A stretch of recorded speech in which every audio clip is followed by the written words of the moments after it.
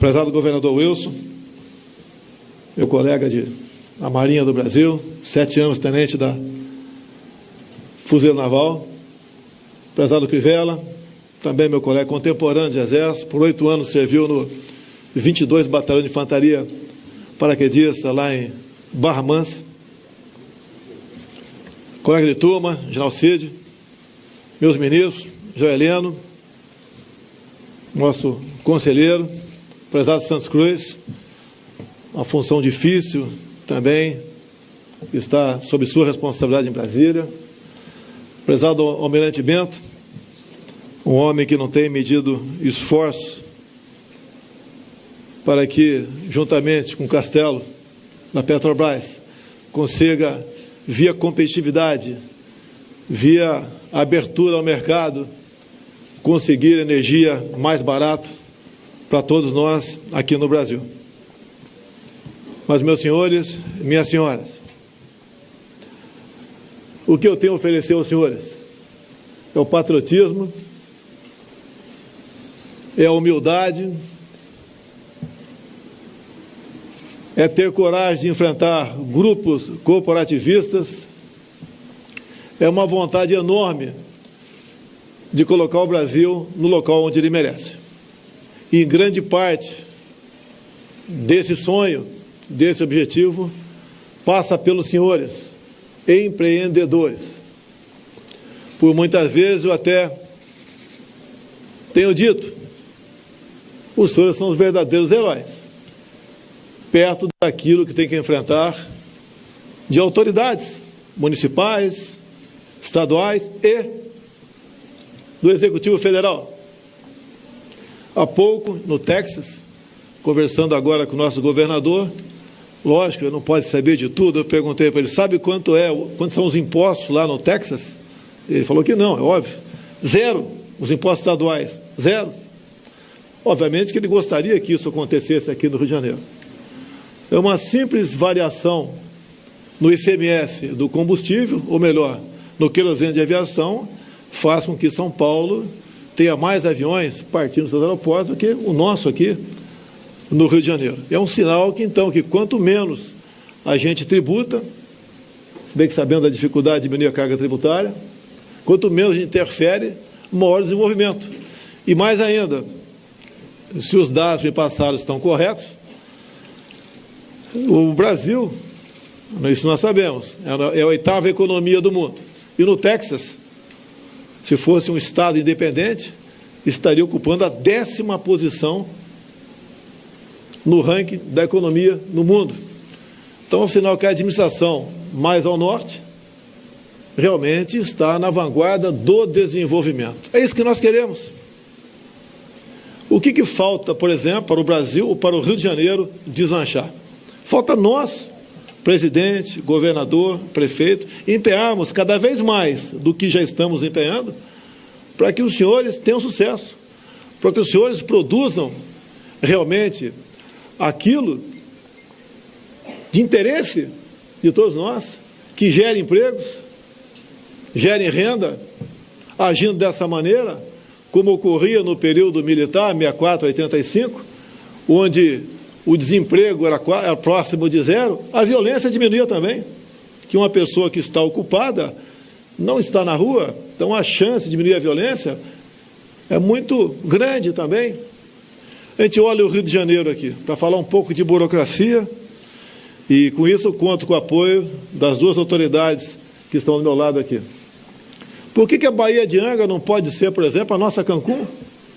Por que tem que ter lá uma estação ecológica de nome Tamoios, onde em 29 acidentes geográficos, a maioria ilhas, num raio de 1 quilômetro, não pode existir qualquer atividade humana, como que se botasse um pedaço de papel, por decreto presidencial, a demarcação daquela terra estava resolvido. Nós queremos casar meio ambiente com desenvolvimento. A Baía de Angra pode ser, sim, a nossa Cancún. E digo mais, sem corporativismo ou sem bairrismo, é muito melhor do que aquela outra mais ao norte. Eu sei que muita gente já esteve lá, eu já passei por lá também. Mas na Baía de Angra, a única recordação que eu tenho é uma multa. num dia e hora que eu tinha metido o dedo no painel de presença em Brasília. Até isso aconteceu. Mas tudo bem, eu sou criminoso ambiental para muita gente que não teve acesso ao processo. Vamos trabalhar nesse sentido? Quando o Eduardo Eugênio fala aqui na medida provisória da liberdade, é uma realidade, está em vigor. Precisamos, obviamente, que o parlamento a aprove. Quando o Eugênio fala em velocidade, em rapidez, é o que eu estou sentindo nesse movimento espontâneo previsto para o dia 26. Espontâneo, quer agilidade para votar as propostas que estão dentro da Câmara e do Senado. E se o Câmara e o Senado têm propostas melhores do que a nossa, que coloquem em votação. Não há briga entre poderes. O que há é uma grande fofoca, que parece que, lamentavelmente, uma parte considerável da nossa mídia se preocupa muito mais com isso do que com a realidade, com o futuro do Brasil, que nos inviabiliza, por vezes, atrasam. O que eu mais quero é conversar. Agora, eu sei que tem gente que não é apenas conversar. E nós fizemos um trabalho ao longo, não de uma campanha, mas de uma pré-campanha. E como capitão do Exército Brasileiro, no que aprendi nos bancos escolares militares, eu fiz um planejamento, no final de 2014, o que eu tenho que fazer para ser presidente, sem dinheiro, sem televisão, com grande parte da mídia contra, com calúnias. Naquele tempo, a palavra fake news não era muito utilizada ainda, mas com fake news. Fiz o planejamento, comecei a andar pelo Brasil, vendo os problemas pontuais de cada região que eu chegava, como praticamente cheguei sozinho em Manacapuru, coração do Amazonas. O que estava de errado? O que nós precisamos fazer para desenvolver aquela região? Temos problemas lá, ambiental, que atrapalha a economia enormemente. A questão ambiental virou um óbice para o Brasil. Tudo o MP se mete, algumas vezes com razão, outras vezes não, inviabiliza aquela obra. Estamos com problemas há 6 anos para construir o linhão de Manaus a Boa Vista, em Roraima, há 6 anos, gastando em média 1 bilhão e 200 milhões de reais por ano, com subsídio para energia para aquela região, mas uma reserva indígena não nos permite passar o linhão. Parece que vamos resolver agora. Convoquei o Conselho de Defesa, deram o sinal verde, a FUNAI cria o prazo até 15 de maio para ouvir os índios. Esse ouvir, cada um entenda com bem entender. Nossos irmãos índios, nós sabemos o que eles querem, mas quem está na frente de órgãos ou de ONGs, nós sabemos que os interesses são outros. Se Deus quiser, vamos resolver essa questão nesse ano. Quando se fala em energia, sem energia, nós não levantamos da cama em casa. Por que para se fazer uma PCH, uma pequena central hidrelétrica, prezado Almirante Bento? Leva-se em média 10 anos para ver, quem sabe, talvez se consiga a licença para aquilo. O Ministério das Minas e Energia está trabalhando nesse sentido, buscando uma solução para essa questão. É inadmissível uma licença durar esse tempo todo. Um tempo atrás, me procurou um empresário do Paraná, e dado momento eu perguntei para ele, desculpa a sinceridade, mas por que eu e não um parlamentar da tua região? Não, porque você parece que é meio maluco. Era deputado federal. E ele expôs esse problema para mim. Estava fazendo há 8 anos, ultimando licenças para construir um terminal de container no Paraná. E esbarrou na FUNAI. A FUNAI tem que dar um laudo também, para ver se ali não havia nenhum vestígio de índio ter passado por lá, para poder, então, dar o sinal verde para que o empreendedor construísse, com dinheiro próprio, um terminal de contêiner no Brasil. Essas questões, muitas já estamos resolvendo, porque temos um ministro do Meio Ambiente também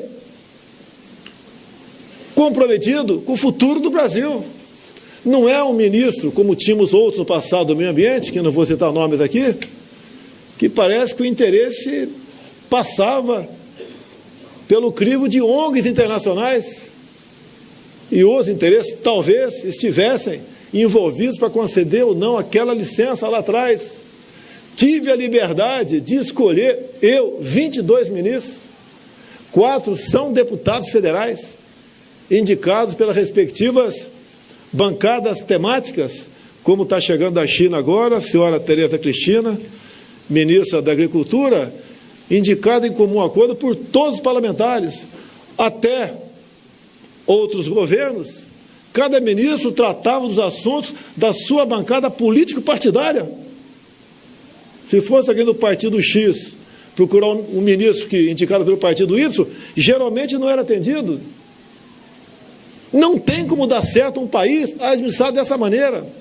Cada vez que a gente toca o dedo numa ferida, um exército de pessoas influentes se voltam contra mim. Busco de todas as maneiras desacreditar. Lançam uma mentira a meu respeito.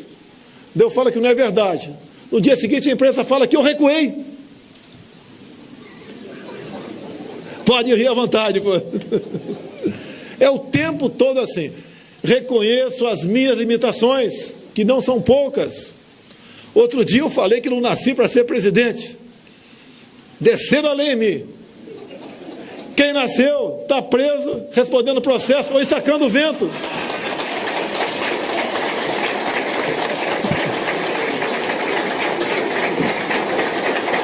Pela primeira vez, o SESI tem alguém da estatura moral e profissional do que o Eduardo. Eu lembro, 2003, eu estava na Câmara, fiquei 28 anos lá dentro. O pessoal diz que sem fazer nada. Graças a Deus. Se tivesse feito, estava preso uma hora dessa. Eu lembro, o senhor Jair Meneghelli, sindicalista, muito bem votado em São Paulo, renunciou o mandato para assumir o SESI. Por patriotismo. Um orçamento de 18 bilhões de reais, é isso mesmo? O S todo? Tá. Um orçamento monstruoso desse. Que se ele tem dificuldade, tem, apesar da idade, do conhecimento, tem dificuldade para arrumar isso que foi desarrumado ao longo de décadas. Imagina um governo. Imagina se eu não tivesse confiança em 100% em cada um dos ministros que eu indiquei. E como não conseguem nos derrubar, vamos assim dizer, por medir das outras, ficam o tempo todo metendo uma cunha entre nós. Nós temos uma oportunidade ímpar de mudarmos o destino do Brasil. Não vai ser eu, apesar de meu nome ser Messias, terei essa capacidade. Precisamos de todos os senhores e das senhoras. Ninguém tem um país tão maravilhoso como o nosso. Eu sempre costumo dizer, o pessoal já ouviu aqui, quando eu cito Israel, podia citar Coreia do Sul, Japão, né, entre outros. Olha o que eles não têm e veja o que eles são. Hoje vem para cá. Olha o que nós temos, que nós não somos. Quem tem terras agricultáveis como a nossa? Locais turísticos, primeiro lugar no mundo em belezas naturais. Quem tem, o Almirante Bento, das Minas de Energia, um subsolo como o nosso? Quando eu falava durante as minhas andanças pelo Brasil, nióbio e grafeno, era vítima de chacota. Convido o nióbio para ser vice, o grafeno para ser ministro. Temos montanhas de grafite no Vale do Ribeira. Eu fui lá, como rodei o Brasil todo, ao longo de 4 anos. Nessas andanças pelo mundo, como tive antes das eleições, Coreia do Sul, Japão, de passagem por Taiwan, Israel, agora depois das eleições, 2 vezes nos Estados Unidos, ao lado aqui nossos irmãos chilenos. Agora, o mês que vem estarei na Argentina, e lá nos Estados Unidos, apesar de não ser muito prudente tocar nisso, quando se falava em Venezuela, eu falava, preocupe-se primeiro com a Argentina, que está voltando para as mãos da senhora Cristina Kirchner. Vamos ter outra Venezuela ao sul da América do Sul? Nós devemos nos preocupar com isso e mais alguma coisa. Quando me criticam por ter se aproximado dos Estados Unidos, eu respondo: quero que me aproxime de quem? Da Venezuela, de Cuba, da Bolívia, com todo respeito aos nacionais que estão lá, em grande parte não tem culpa da situação que eles se encontram. Devemos nos preocupar conosco e nos aproximarmos de quem é melhor do que nós. Me desculpa aqui até o linguajar, né? Um dia um colega chegou para mim e falou: minha filha se envolveu com quem não presta. Eu perguntei para ele: qual é o teu círculo de amizade? É comer churrasquinho de gato na esquina com ela toda noite? Não podia acontecer algo diferente. Qual sempre foi o ciclo de amizade no Brasil ao longo das últimas décadas? Eu quero, sem desmerecer os mais pobres, quem estão do nosso lado, que merecem todo o respeito, mas aproximar de países que possam trazer vantagens para nós. É isso que nós queremos. Quando se fala no grafeno, a projeção de quem entende do assunto, que na próxima década mexeremos, né, a economia movimentará um pouco mais de $1 trilhão. Por que estamos para trás disso e algo descoberto tão cedo, 2004? Quando nós nos envolvemos para valer em ciência, em tecnologia, em inovação? Nunca. Já tivemos ministros lá no Ministério da Ciência e Tecnologia que não sabia a diferença de lei da gravidade para gravidez. E estava lá. Quando convidei o astronauta Marcos Pontes, formado pelo ITA, piloto de caça da Força Aérea, mais de uma década na NASA dos Estados Unidos, alguns criticaram. Temos a pessoa certa no lugar certo. Agora, o problema que nós temos lá, prezado presidente, é dinheiro. Não podemos desenvolver muita coisa por falta de recursos. Por isso, precisamos da reforma da Previdência. Ela é salgada para alguns, né? Pode até ser, mas estamos combatendo, são privilégios. Não dá para continuar mais o Brasil com essa tremenda carga nas suas costas.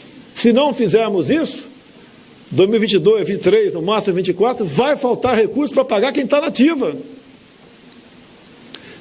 Problemas que nós temos pelo Brasil, aproveitando aqui o general Cid, que está aqui do lado aqui, da minha turma, da Academia Militar das Agulhas Negras, te agradecer, não é a sua área, especificamente dentro do Exército, mas junto com o ministro Tarcísio, que é um capitão do Exército também, formado pelo IME, em primeiro lugar no concurso para a Câmara. Estamos utilizando o serviço do Exército Brasileiro na BR-163. O 63, porque é mais barato. E mais do que mais barato, a confiança no trabalho.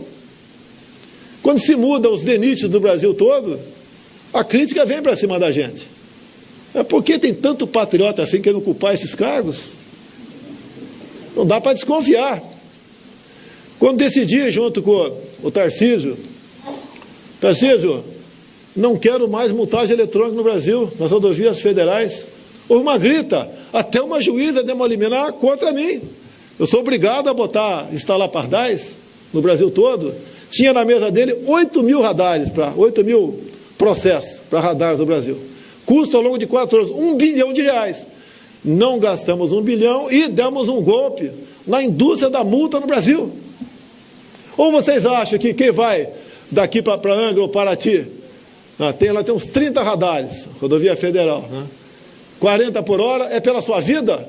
Então nós temos que criminalizar aqui o Crivella, porque na orla toda é 70 por hora.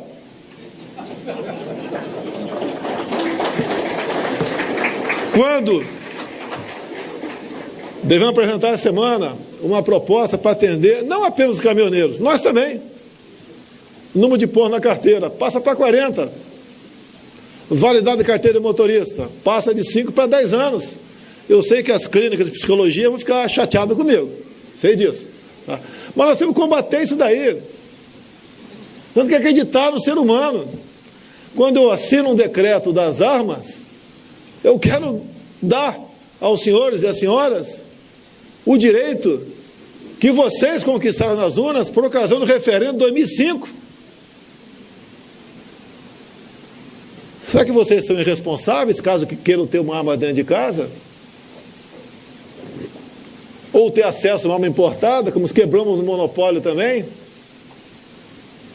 Nós queremos facilitar a vida dos brasileiros. O nosso querido Exército Brasileiro, estou falando isso porque não tem ninguém da Marinha fardado aqui, ou da Aeronáutica, faz um trabalho excepcional pelo Brasil.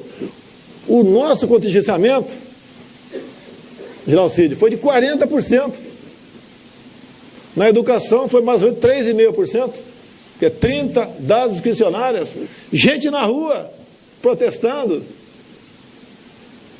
Quando eu digo que o Brasil não está não tem nenhuma universidade do Brasil entre as 250 melhores do mundo, algo está errado.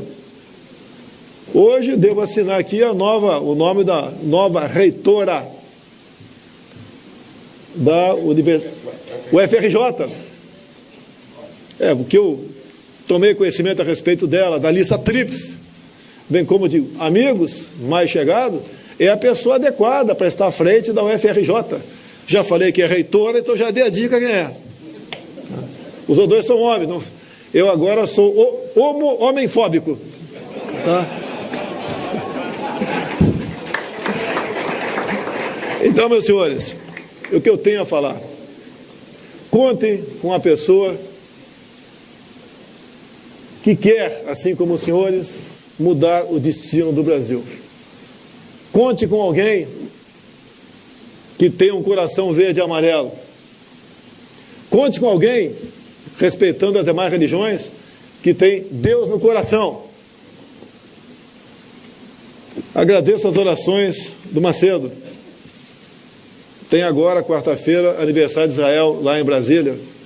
Vai ser comemorado lá, ele foi convidado. Aqui é um país onde todos têm espaço. Todos.